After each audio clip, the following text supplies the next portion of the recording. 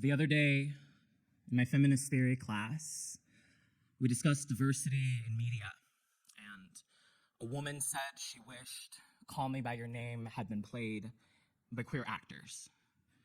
The movie is set in 1983, where the age of consent in Italy is 14. I think a lot about toxic masculinity and how no one talks about the kind of sexual agency we place on young boys, how they reach manhood and orgasm at the same time, come of age, literally.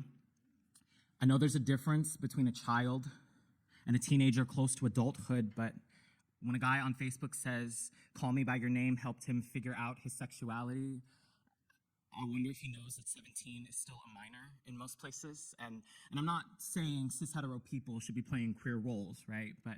But isn't it funny how the worst part of this coming of age story is the two straight men acting in it, but not the queer boy who becomes a man only after he's been fucked by one? Rose petal legs wrapped around tree trunk waist, or tiny blossom pulled tight over stem. I'm not saying we shouldn't talk about sex or sexuality or love or lust or growing up, but is it worth staying true to the novel if it means staying true to a stereotype where queer men are portrayed as sexual predators? Does it sound worse if I say junior in high school instead of 17, master student in college instead of 24? And I'm not knocking relationships with a notable age gap, but I am disgusted by anyone who isn't disgusted by movies with minors as love interests. I haven't seen Dirty Dancing for a reason. I don't care if Call Me By Your Name is set in 1983 or 2017. 17 and 24 is not a love story. Do not give me the smallest scraps of representation and expect me to call it a full meal, or expect me to go looking for silver linings on the silver screen. Not if it means that